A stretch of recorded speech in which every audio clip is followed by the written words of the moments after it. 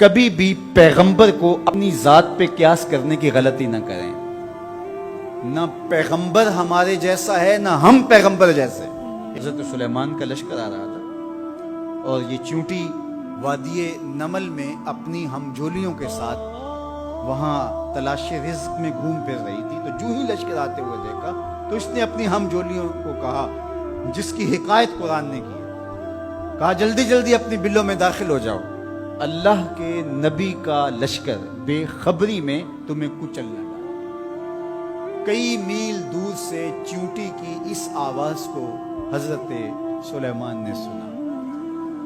قرآن بتاتا ہے فَتَبَسَّمَ ضَاحِكًا مِّن قَوْلِهَا، اور اس چونٹی کی اس بات کو سن کر پیغمبر کے چہرے پہ ہنسی آ گئی، مسکراہٹ آ گئی کہ یہ کیا بول رہی ہے۔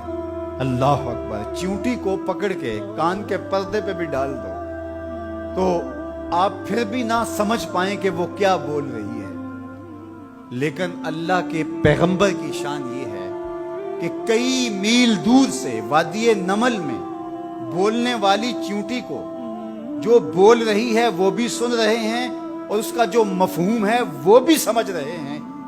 یہ پیغمبر کی شان ہے۔ کبھی بھی پیغمبر کو اپنی ذات پہ قیاس کرنے کی غلطی نہ کریں۔ نہ پیغمبر ہمارے جیسا ہے نہ ہم پیغمبر جیسے۔ ایک شخص نے روزہ رکھ لیا تو گرمی تھی، چلاتی دھوپ تھی، تو وہ بے ہوش ہو گیا، تو لوگ اس کے اوپر کپڑا تان کر کے کھڑے تھے سائے کی۔ تو حضور گزرے تو فرمایا کہ یہ کیا ہے؟ تو کہا کہ اس نے روزہ رکھا تھا تو اس کی وجہ سے یہ نڈھال ہو گیا۔ فرمایا کہ اس کو کس نے کہا تھا روزہ رکھا؟ وصال کا روزہ رکھا۔ وصال کا روزہ ایک روزے کے بعد پھر اسی پہ تسلسل کے ساتھ دوسرا روزہ۔ تو کہا حضور آپ جو رکھتے ہیں، تو اس نے بھی پھر دیکھ کے رکھ لیا۔ تو آقا کریم علیہ السلام میں ایکم مثلی، تم میں سے میری مثل کون ہے؟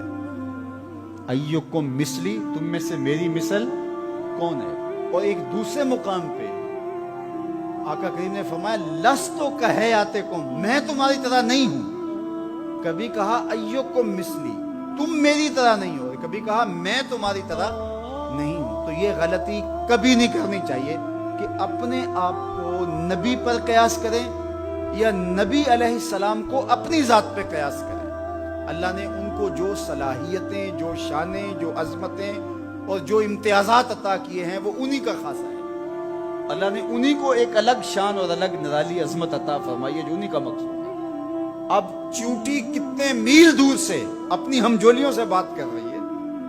کوئی حدیث ہو تو ضعیف کہہ کر کے کوئی کہے کہ نہیں میں نہیں سے مانتا، آیت قرآنی ہے فَتَبَسَّمَ ضَاحِكًا مِّن قَوْلِهَا، چونٹی کی اس بات کو سن کر اللہ کا پیغمبر مسکرانے لگا کہ یہ کیا کہہ رہی ہے۔ اللہ اکبر!